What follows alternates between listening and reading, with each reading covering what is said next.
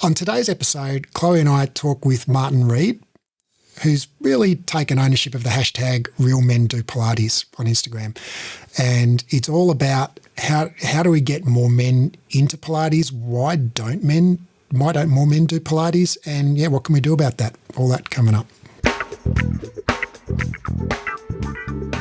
Hey, Chloe. Hey, Martin. Hello. Hi, Raf. Hi, Martin. This is exciting to have you. So excited to be here. Big warm welcome. It's so nice you've had Raf and I have chats with you on your awesome core conversations, and we've been really looking forward to having you over here on Pilates Elephants. Yes. So, welcome. So, Martin, just for anyone in our listenership who haven't heard of you yet, can you just give us whatever you'd like to say about yourself, who you are, what you do? Sure. Thank you. I don't know about you two, but I feel like I'm changing this message almost every week as we have different conversations with people around the world. My name is Martin Reid. I'm a movement specialist, podcast host, studio owner. I'm sure I could add some other slashes to that. And I just love movement. I've been teaching Pilates and fitness for since 2002 when I started my first business.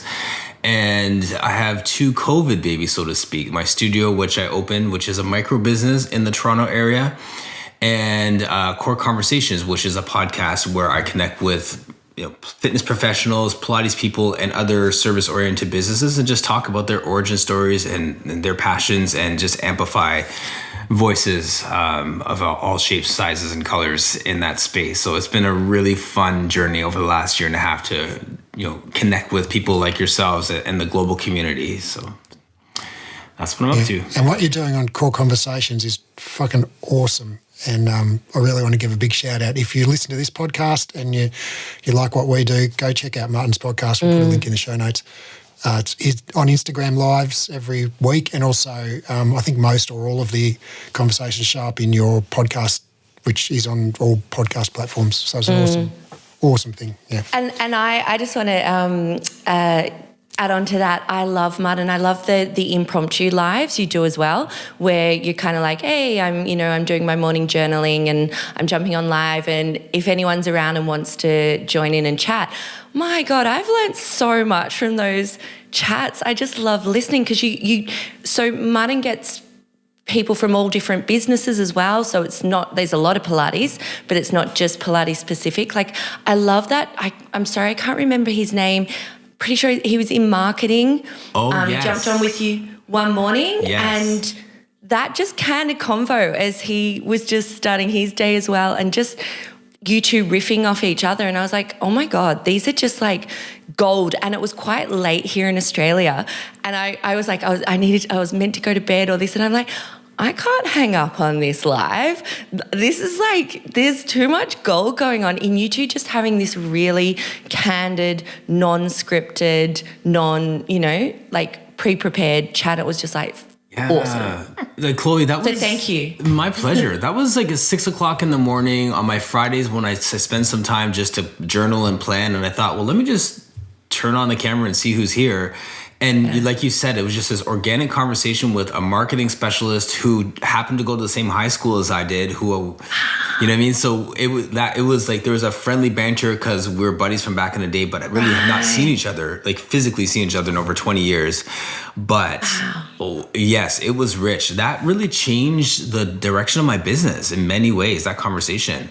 I followed up with him afterwards. We met. He kind of gave me a consultation on just connecting with LinkedIn, and it changed the entire trajectory of my business from just a complete off-the-cuff casual conversation. Wow. So, and you witnessed that. It was pretty cool. Wow, yeah. I've been really inspired by you actually, Martin, and the way you just naturally do it, and you just, because I think sometimes I overthink things, I still get really nervous. So I went on a live yesterday with Adam McAtee, and I was so nervous beforehand. I'm like, I really want to get to a point where it feels natural and I can just get on and hold space for others. And you have been inspiring me a lot in that realm. So thank you. Big props to you. Thank you. I'm almost going to just like reverse that and say I see how beautifully polished and strong and authentic this is. And I want to do some of that. And I realize that if I do that, then there's a vacuum where I was, right? So we all have our place. I love what you're doing. Yeah, you're doing great work. Both of you are doing such amazing work. And it's been an honor to get to know you and to learn about your heart and your passion for what you guys do. So. Martin, this is such a nice start to a podcast episode. Oh my God. Feels like a big hug. I don't know. I felt like I needed that. That really felt like a big hug. Thank you, Martin.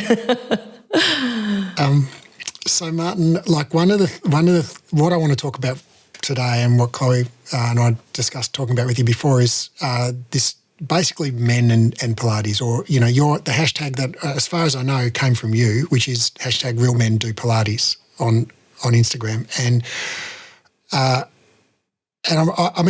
have people sort of ask me about this from time to time, but they're always women who ask me about this. Or how can we get more men doing Pilates? You know, how do I get more men interested in Pilates? And I always kind of think, well, I've got my own thoughts about it, but I actually really want to hear your thoughts, because my sense is you've thought about this a lot more than I have. And it's something that you're particularly passionate about. So firstly, like, tell us, like, what is this, you know, hashtag Real Men Do Pilates? What is that all about? The Real Men Do Pilates hashtag, I love the fact that you think that it came from me. So that speaks volumes to how much energy I put into trying to own it. I saw that there's a few women that were using Real Men Do Pilates as they got a couple guys into their studio. And as I dove deeper into the Pilates work and into understanding a little bit of its origins with Joseph Pilates and stuff, I came to realize that this is actually for men.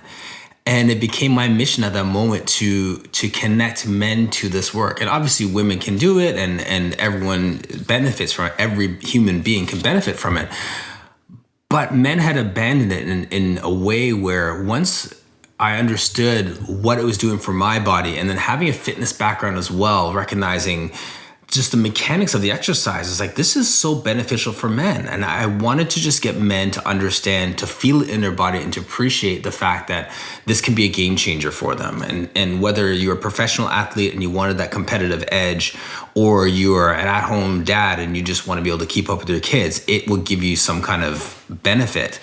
So I went to social media with that, and I purposed to own that hashtag, literally with every picture, with every message, to position myself as a subject matter expert on men and Pilates. So you would see someone that was a male, a strong male, a non-dancer male, someone who is a different complexion than the other people that are doing Pilates. Like, I wanted something to be different and to normalize other people doing Pilates.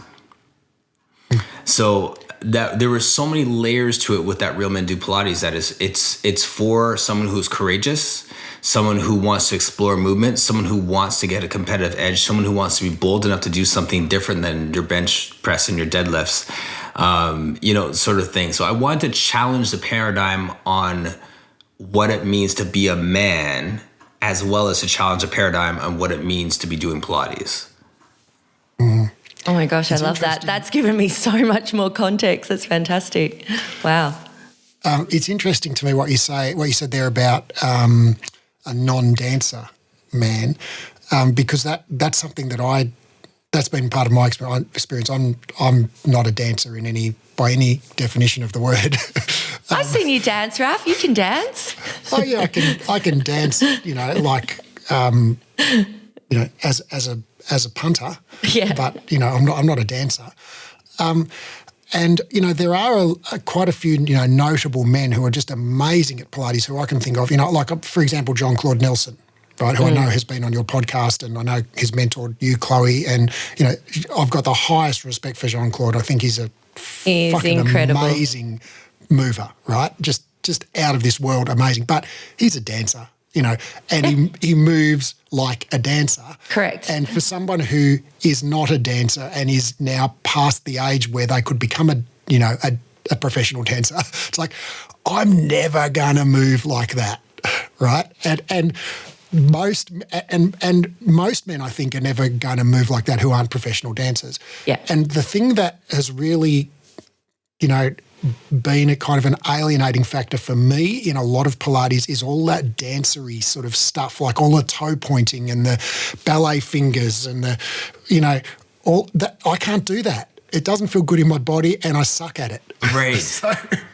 It's almost like you want to go stereotypes. It's like we're appealing to the jock that needs to do Pilates, right? Because when I started to do Pilates as well, I found it in a way because of my back and wanting to do it. And then the class that I took as kind of a special interest first mat Pilates class, it was taught by a dancer, so it had this da da da da da da da da da, and I was like, I'm not gonna sing and teach a class.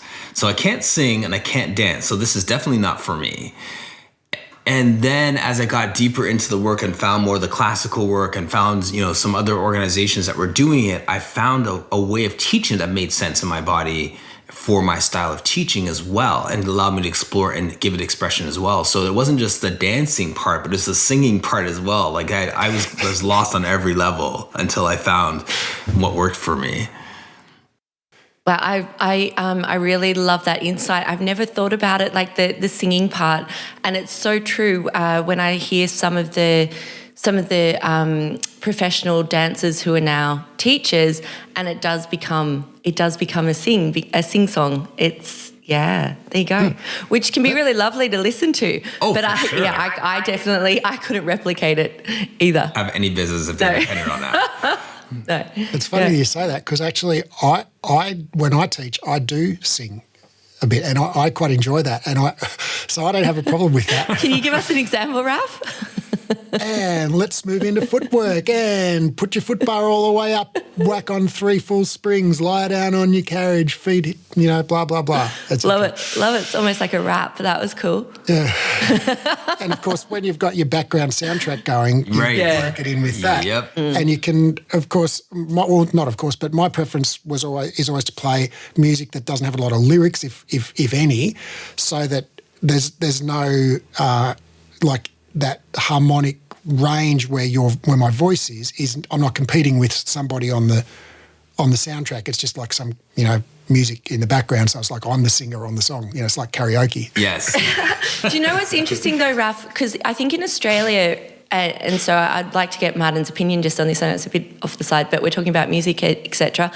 In Australia, it's really, really common it's more common than not, and clients expect that there's playlists and there's music pumping whilst they're doing their Pilates. It's become a bit different for me now because I teach online, and I realised that I used to try and play my playlist through, and everyone's like, "Oh, Chloe, that's awful. That quality, stop." So I'm not teaching to music for the last 2 years, which is the first time I've ever not taught to music in my 10 years, near on 10 years of teaching. But in the States, correct me if I'm wrong, it's more common.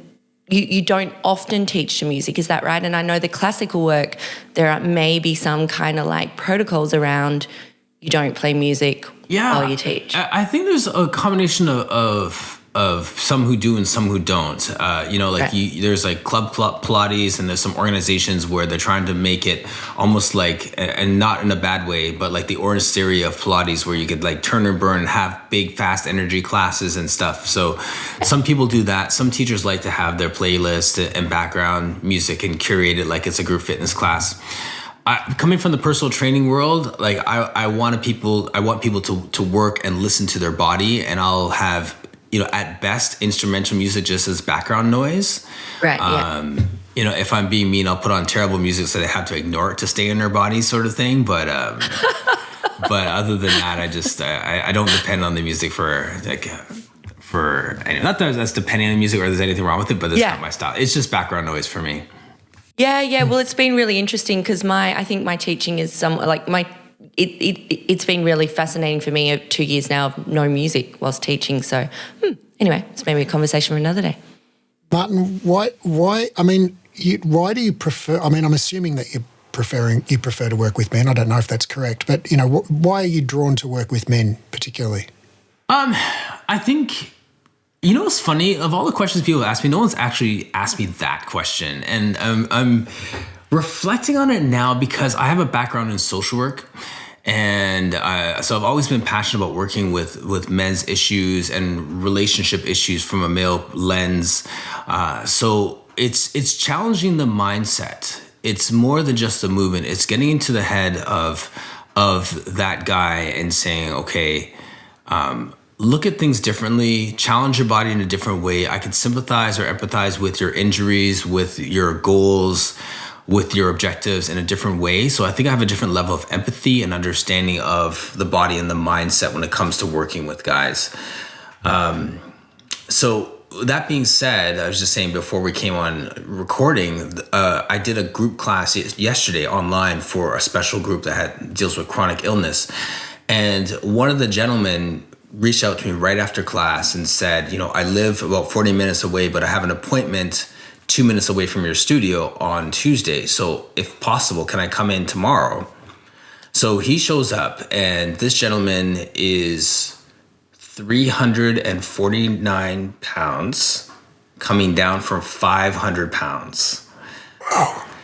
So that's like 160 kilos. That's like 3 people.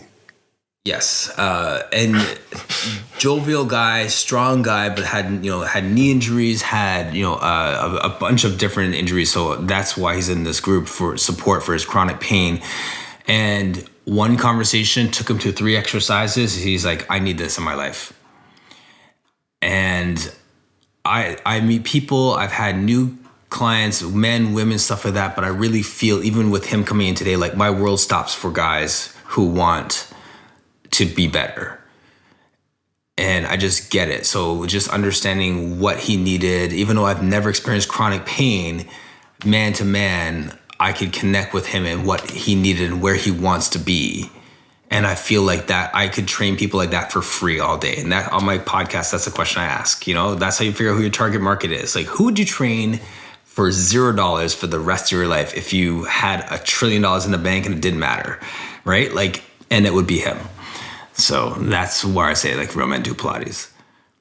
I never thought of this before, but just as you were talking, it you kind of created or sparked this thought that I live with 2 women, my wife and my daughter. I've got a female dog as well. I work in a company where 85% of the staff and 95% of the customers are women.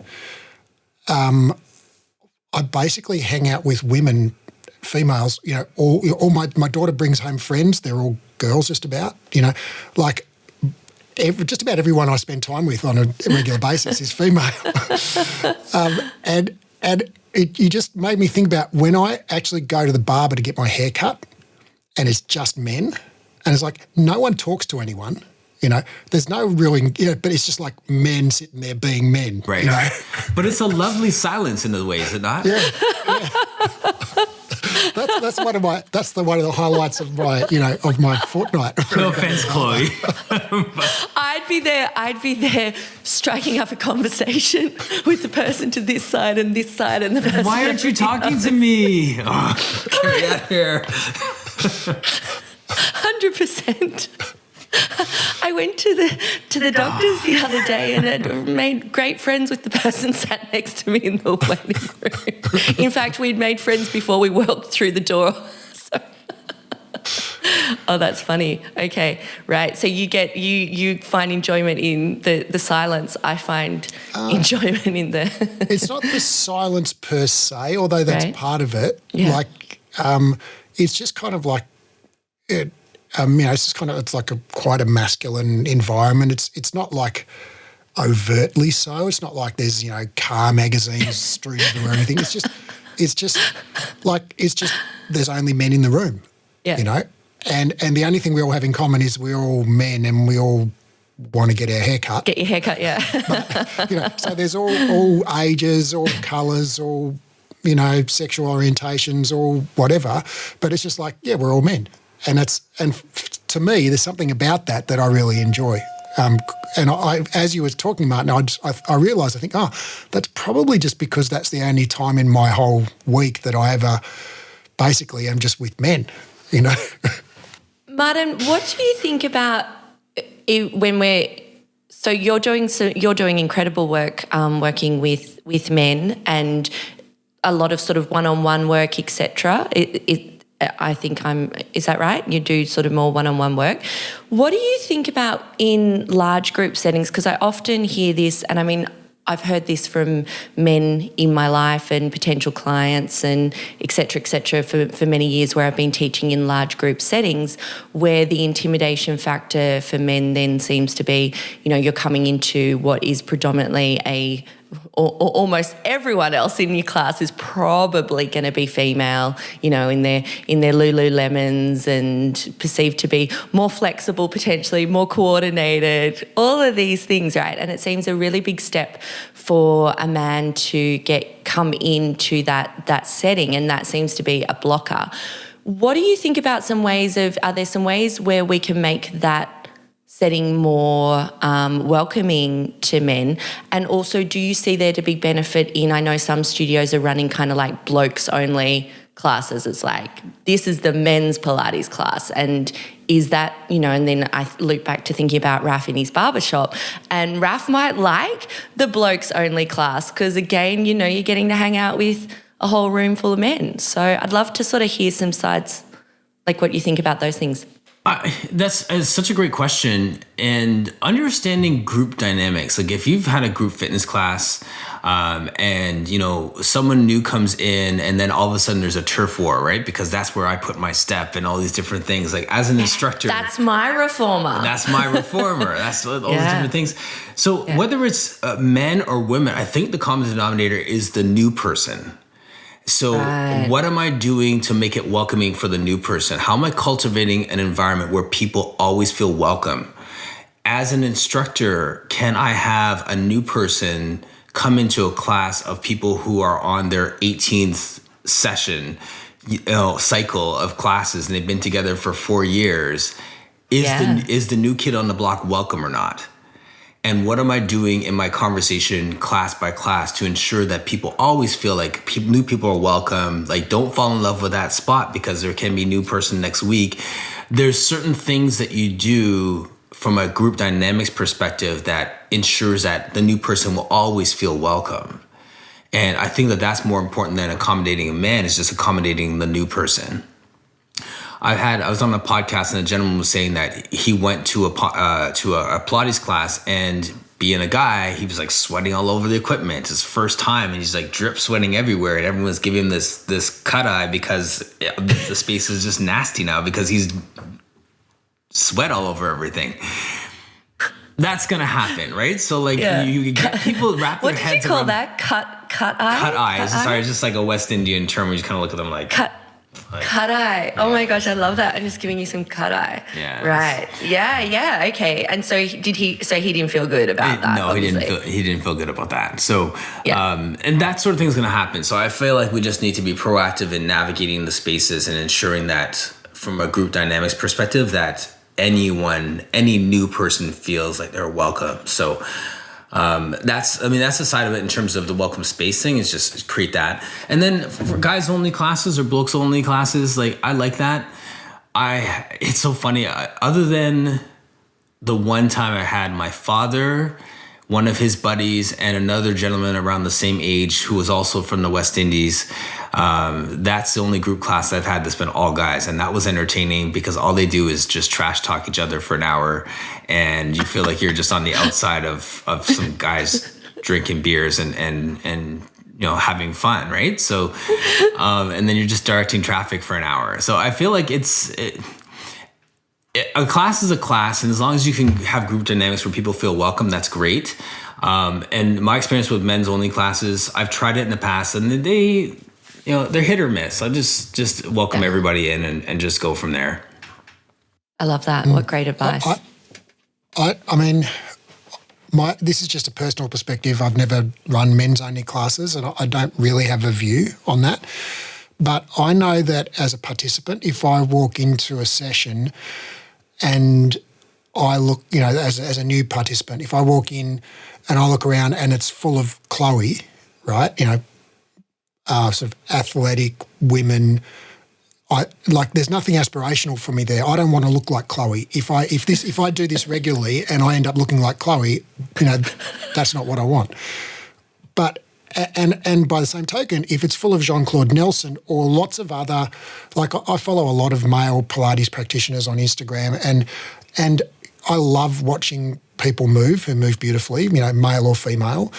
But a lot of these men are, former dancers. And they have the body shape of dancers, like, they're tall and slender with long legs and slender shoulders and slender arms. It's like, I'm never fucking gonna look like that, That's not my build. I'm from Polish peasant stock. I've got this stocky, muscular body that's designed for digging potatoes out of the frozen tundra of Poland and conserving heat. But if I walk into a class, Martin, and I see you there as a participant, right, I can identify because you're like, oh yeah, you're about my age and you're kind of athletic, but you don't look like you could roll yourself up like a pretzel or anything. You look like a fit, strong, healthy version of a regular guy, And I think, well, if I stick with it for a while, I might end up looking like Martin, right? And that makes me feel, oh yeah, this I'm in the right place here. Right? So, yeah. What do you think about that? Yes, no, I think that's the presence I try and command for a class, so that it's, you're going to look at the people on the floor beside you, on the reformers next to you, and that's fine, but I'm going to help you get to your full potential. So get your gaze off of the person next to you and look at me. Right, but don't you think it's natural to walk into I don't know. Don't you think it's natural as a client to, when you're seeking out a teacher, that you look at their other students and you think, okay, well, if these are a bunch of people who've been with this person for a while, if I stay with this person for a while, I might end up like these people, in some respects, and look at the teacher themselves and go, okay, do I aspire to be more like this person? In whatever in respect of whatever they're teaching you, Yeah, I hear you on that. I think that's why I come at it from that, because I think that people naturally think that way. Social media is the exact same way, right? Like you look at all these other examples and you say, I want to be like that or I don't want to be like that. And then, it's a bigger conversation about your own personal messaging as well, right? Like, what do you do? How do you wade through all that stuff to find where you need to be? And then can you be where you need to be in spite of what's in front of you or not? So those sort of things, those are the messages. Maybe that circles back to the Real Men Do Pilates. Like I want to just appeal to the man who wants to be the best version of themselves for them, for the family that they're around, for their workplace, all those different things. So I think that just commanding that message and just challenging their internal message when they walk in the door is just as important as anything else, because yeah, you're right. Like you can't control what people are thinking when they walk in the door. So someone's going to walk in and see this, Barbie teaching a class and think, okay, well, this is not going to be for me. But she may be a fantastic teacher who works with people in the NFL, and this is just her Monday morning class with the yummy mummies. And you don't know that until you actually command the room, right, as the instructor, and you actually have the conversation and do all those different things. So yeah, great point. And yeah, people are going to walk in with their preconceived ideas and their own internal messaging, and we just have to navigate that and make it a welcome space for them internally and externally. But do you think that by, and there's a flip side of this, which is making the space safe and welcoming for women and people of, non-binary gender and whatnot. So it's not all about how can we make it more friendly to men. It's like how can we make it accessible for everyone. Yes. But do you think that we have created, this problem ourselves in large part because in branding Pilates the way that it is, mostly it's like, okay, it's beautiful spaces, as in like Vogue living style, spaces. And like when I go to my barber shop, it's metal and angle grinders and, like it's a different sort of a space, yes, right? It doesn't look like the average Pilates studio. And then it's, and I get most of my perceptions from Instagram, which I think a lot of people do, about what Pilates is. And what I see is like lots of, skinny women in immaculate two-piece activewear, and I think, like that, to me, that's branding it in a way that makes it attractive to certain people, but very, feels very intimidating to me. Like if I walked into somewhere and I'm wearing my daggy exercise shorts and my oversized sweatshirt and whatever, and everybody else is in like, immaculate activewear, straight away I feel kind of out of place. Yeah, exactly. That's not your place then. I think that's fine too. Like the conversation I'm having with my business partner who owns the studio is, like, I'm not sure if I'm really down with this whole like real men do Pilates thing. Like I have another lady who does like girls who lift, and that's her brand and all these different things. And so he was saying to me, why don't you just do Pilates for everybody? Like, why aren't you just welcoming everyone to the space? I'm like, I do welcome everyone into the space, but unless I say that I want men in the space, then men don't feel like they're welcome in the space. So everyone is going to come in, but I'm choosing to chase after these people.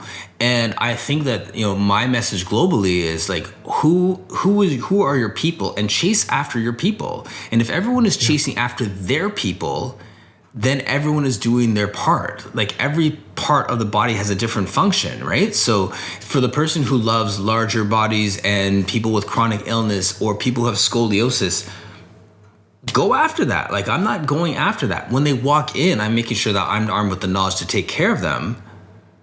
But like I said earlier, like the guy that I train for free is the dude who played hockey and is thinking about getting back into exercise because he's 47 and his parents died at 49 and his doctor said you need to start moving.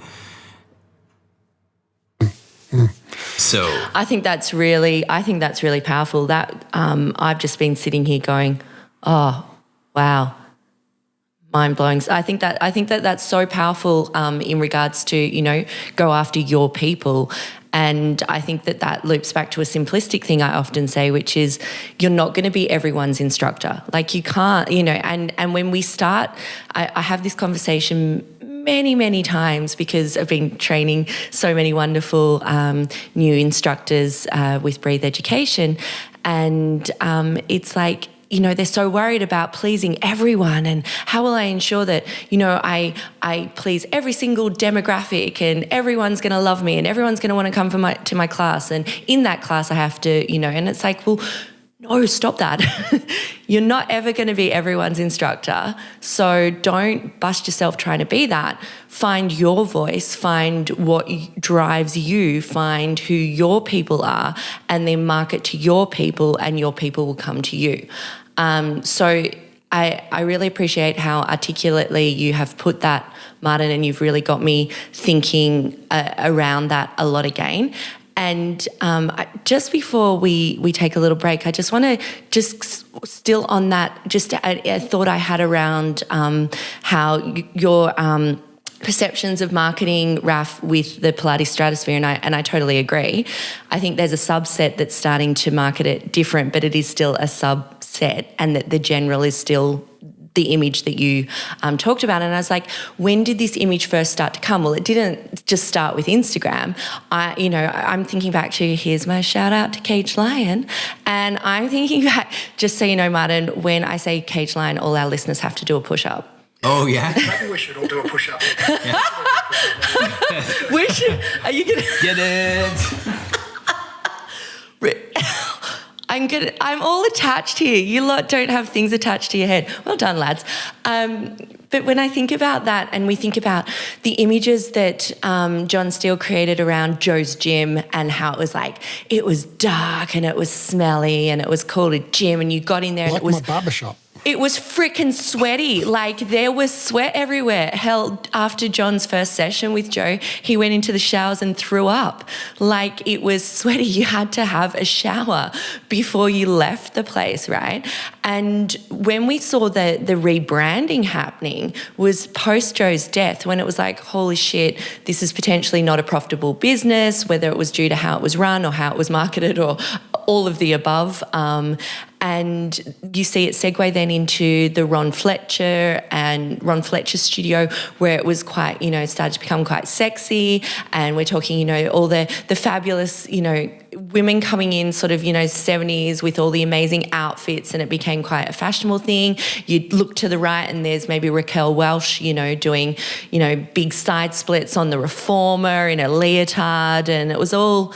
I think that's when it started to change, and with the change when they moved from Joe's gym to the new space, and Romana took the reins there too. And so I think the marketing really, from what I can tell, substantially segued then. And I wonder why it kind of went away from, John's recount. It would be like there seemed to be a lot of men that went and trained with Joe and Clara and etc.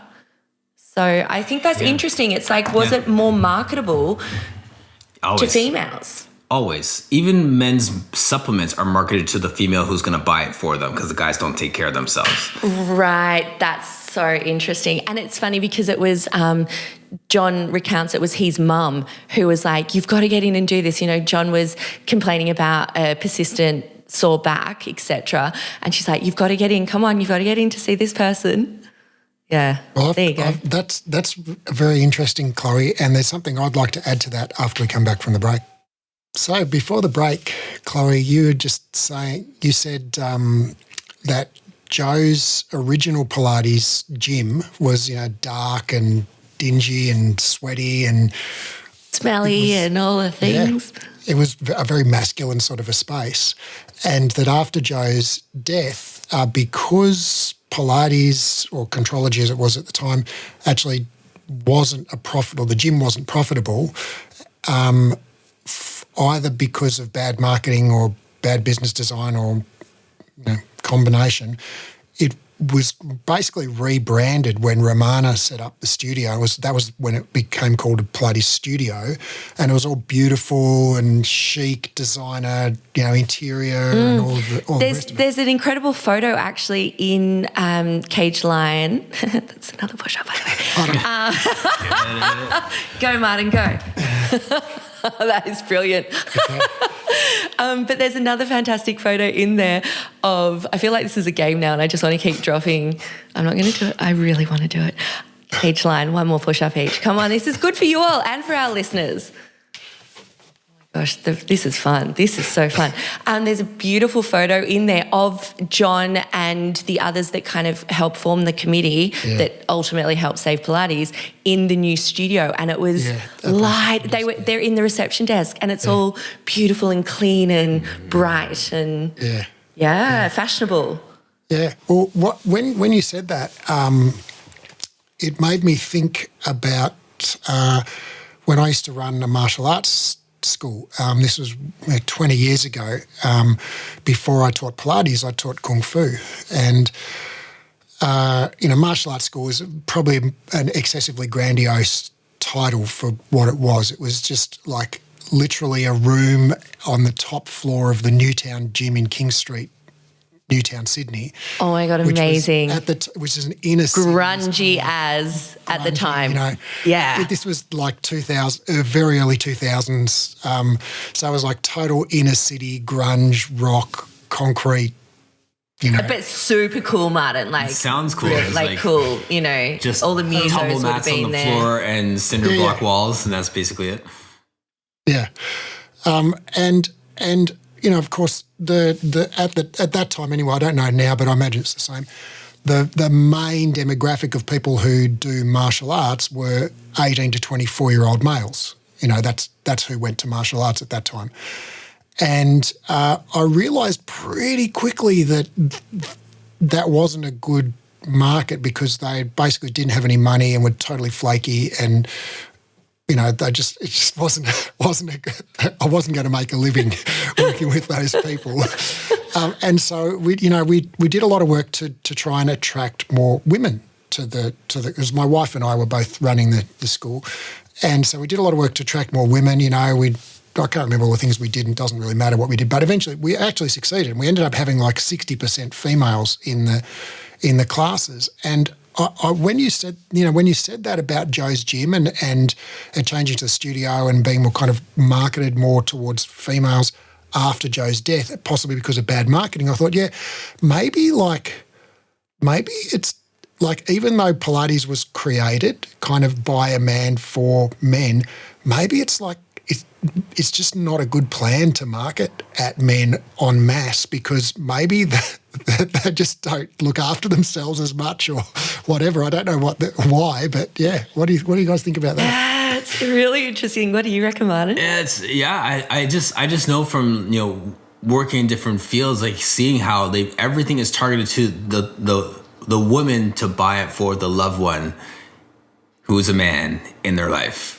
Like nothing is marketed to the man to buy of his own volition. So that totally makes sense. Like, I don't know. Like, I mean, like when I was in social work, we'd work with all these young moms, and then we thought, okay, well, all these dads also are there in their kids' lives. So let's have a guys' night. So these guys who come out and spend time with their kids, they could come and they could play pool, and we'd have free pizza and stuff like that. No guys showed up. So whether it's social work or like a Pilates class, unless there's like some woman who's telling you need to go, like there's a good chance that the guys are going to find something better to do until there's a sense of urgency within their body. Oh my gosh. Nail on the head. So, I mean, sorry guys, I mean, prove me wrong, but that's been my experience. Like I either get athletes who are trying to get to the next level, or guys who have some kind of, sense of urgency due to some illness or warning or pending illness or diabetes or something. You know what I mean? But like for the average guy who is fit enough, they're not coming in. My experience is exactly the same as Martin's, actually. I've just been, whilst we've been talking, I've been doing a little reflect on all the males that I have taught over the years and how did they ultimately end up in that class. It was either my wife told me to do it, my girlfriend's been coming, or they've got a really sore back and they've tried everything else, and someone, a loved one or a doctor or a physio has basically said, Pilates will be good for your back, go to Pilates. But not one of them that I can think of. And again, please, if there's a listener and you did of your natural fruition just walk on in, let us know. But it was, I'm pretty sure whenever I've asked any dude in my class, yay, what brought you here? It was that. Yeah, and I think a driver has more often than not been a sore back. I did have a group of awesome guys who are all friends too, when I was down the South Coast, and that whole room I basically ran a couple of classes for, if you've got persisting pain, you've had a sore back, these classes for you, and the entire class was full of men. Right. That entire class was full of men. I just want to take this moment as an opportunity to shout out to Jill Hayden et al. For their 2021 research paper called Some Types of Exercise Are More Effective Than Others in People with Chronic Low Back Pain, a network meta-analysis, which found that guess what form of exercise was the most effective consistently for low back pain across like 80 studies or something like that. Pilates. And also massive shout out Jill Hayden. I absolutely love her. What an amazing woman and researcher. Wow, there you go. But are we going to delve into that? Do you have to? You kind of can't. I don't know if you can just drop that, Raf, without a little more. Well, actually, that's established fact now. We don't need to discuss that anymore. Right, yeah, it is fact. I just wanted to jump in there. Also, Raf, shout out to all the Macons. Well, Raf, like when we talk about the marketing side of things too, until we talk about back pain, all those sense of urgency type things, that's when guys roll in. But one of the things, Raphael, when you talked at Brink and before, and then our conversation afterwards, you just brought light to the fact that as we change our messaging, we connect with more guys before they get to that point of urgency, because they finally see themselves in social media, they finally see themselves in the studio, they see themselves in whatever it is. So then, if we do a better job with that, then they don't have to wait till they are in this place of urgency to roll in, because it's not just for women, for blonde women who look like, like a supermodel, for yummy mommies in the middle of the day. It's for guys too, because I saw a guy talking about how it's for their helps them with their back pain, but it helps them with their sport too. It helps them with their everyday life, right? So Return to Life, the book talks about that. It's for ease of life. Like we don't do Pilates to be better at Pilates. We do Pilates to be better at whatever we want to do in our life, everyday life. Shout out to Anula Myberg for that concept as well. She's, a lot of respect for the work that she does around that. Yeah, I agree. So, all right, so how do we, firstly, do we want to get more men doing Pilates? And if so, how do we get more men doing Pilates? Well, actually, I'm going to answer that, but I forgot that we wanted to say something earlier to Chloe's talking about the process of understanding who your people are and chasing after your person. So men for Pilates is that's who I'm chasing after. When I was in personal training, I used to be an education specialist for a big box gym and did all the training and onboarding for the trainers. And that was one of the things I recommend that they do, is just train everybody. Take anyone who comes your way when you're starting out, because that's how you learn who your people are, right? So I strongly recommend going to a big box gym and training everybody under the sun. Go into a studio, whatever it is, that has a cross section of everybody, and then you'll learn who your people is. And once you establish who your people is, for this context, we're talking men, then that's when you shift all your messaging towards that. All of your posts towards that, all of your conversations towards that, all of your referral recommendations towards that. And I did a post one time, a long time ago, where I asked people, if you're a parent, who's your favorite child? And it's well, you can't really answer who your favorite child is, right? It's tough, but then that's how it is for us as fitness professionals. My favorite child is helping people with weight loss, and my favorite child is helping people get ready for competition. My favorite child is helping people learn how to do Olympic lifts, or my favorite child is teaching them TRX, or my favorite child is functional movement strength and all those different things. So we make all of these our children, and then we don't want to let one of them go. We have to find out which one is our favorite child and nurture that one so it can grow.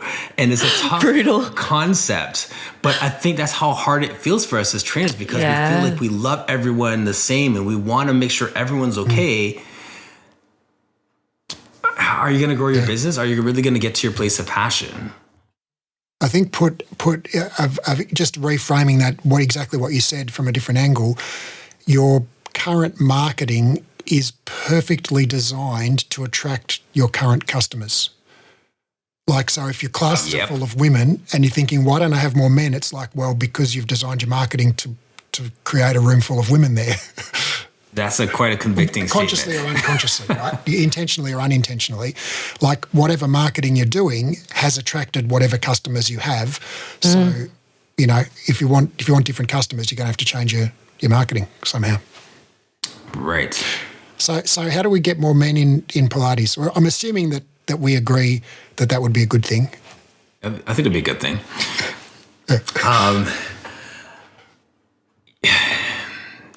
They have to feel it.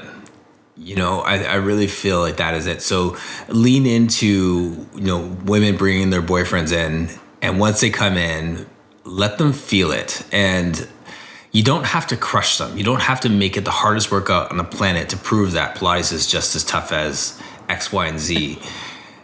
Make them feel good. Let them touch your toes for the first time in 6 years. Let them feel articulation in their spine, all those different things. When you finally get them in, we'll talk about how to get them in the building. When we finally get them in, let them feel good walking out. Let them realize that this can make them feel good. And then you can explore the challenging parts. And then you can, throw in a couple exercises that are real quote unquote strongman exercises so that they can feel competent.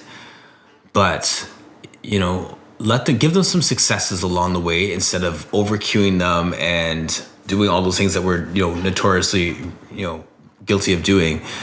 Let them feel good in the workout and let them realize how this can be value for them moving forward.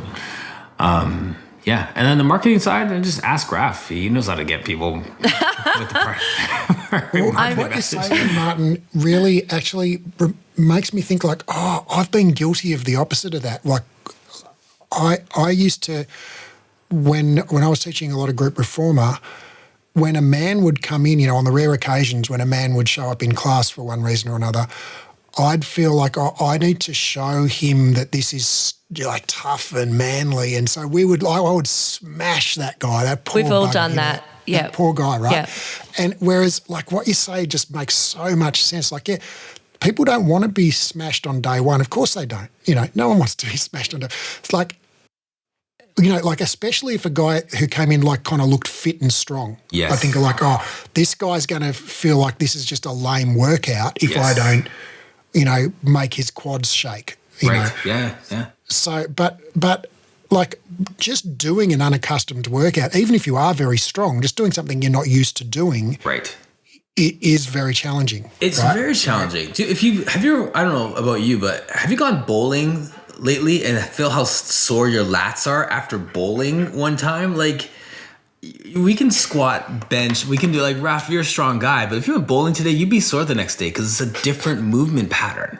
Yeah. You're no less an athlete. It's just a different movement pattern.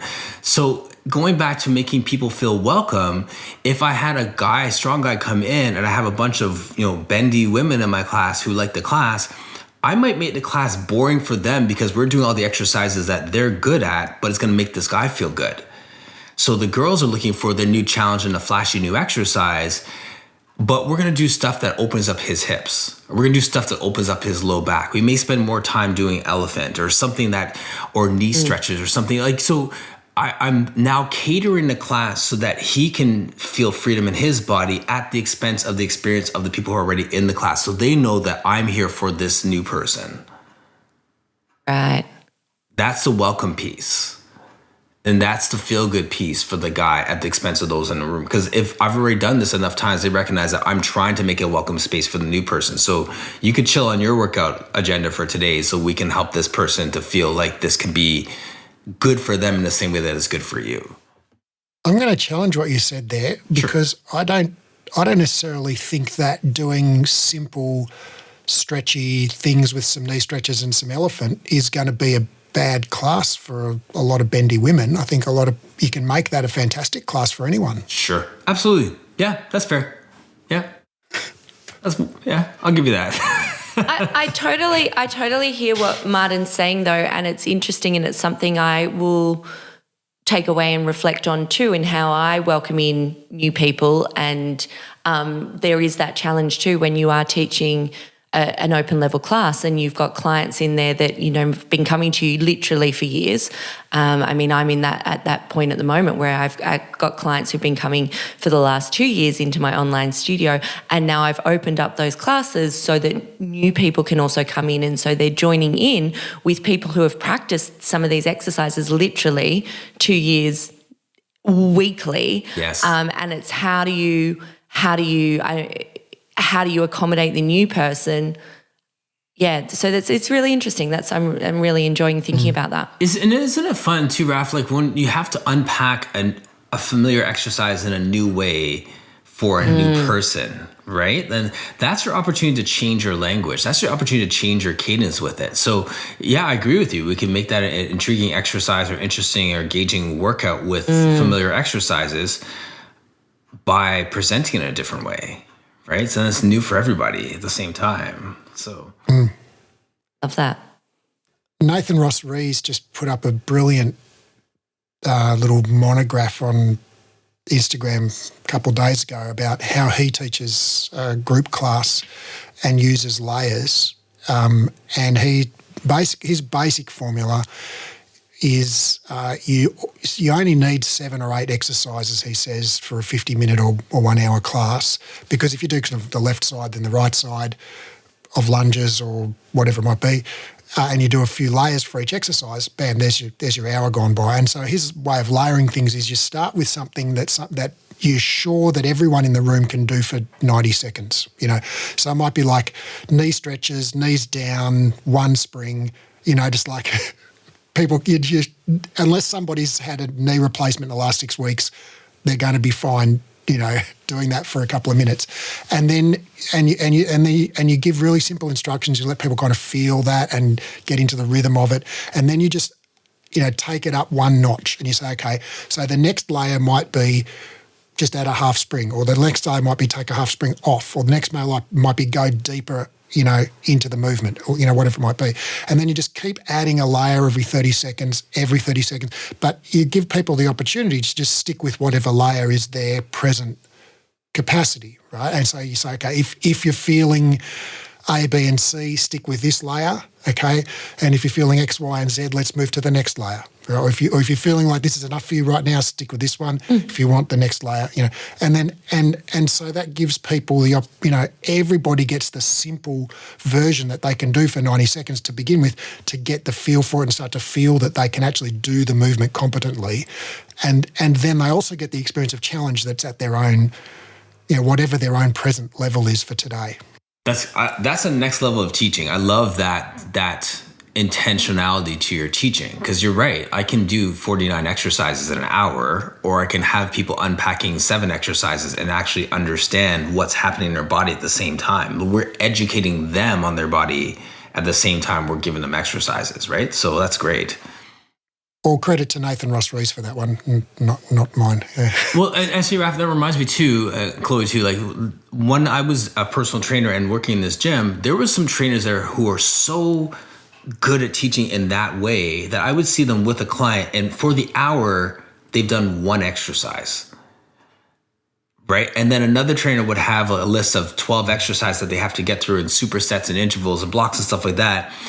You know how good you have to be to consume an hour with 1 exercise and keep them engaged and sweating profusely because of the neuromuscular fatigue, because they're doing all these different things. So when he said that, I thought about that. Like, okay, that always challenged me to level up my teaching so people can get that full understanding of the layers and the nuances of every exercise. Like, Chloe, I don't know if it was you I was talking with when we said like that quote of Pilates is easy until you understand what you're doing. I don't think it was me, but yeah, I would agree with that. I remember I often talk about how I don't think I ever really experienced elephant until Leslie Logan taught it to me, and I was like,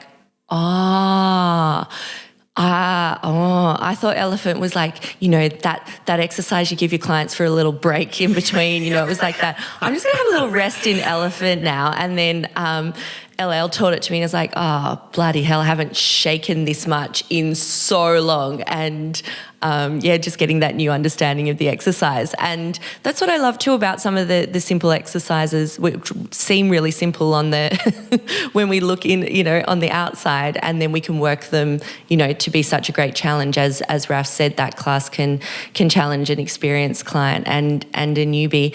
But I'm totally on board with Nathan's layering, and this is what we teach as well in at Breathe, is in layering up, starting small, building bigger. And we also talk about, challenging that to that next level as well, that you don't just need to stop with your layers at whatever the full interpretation of that exercise might be.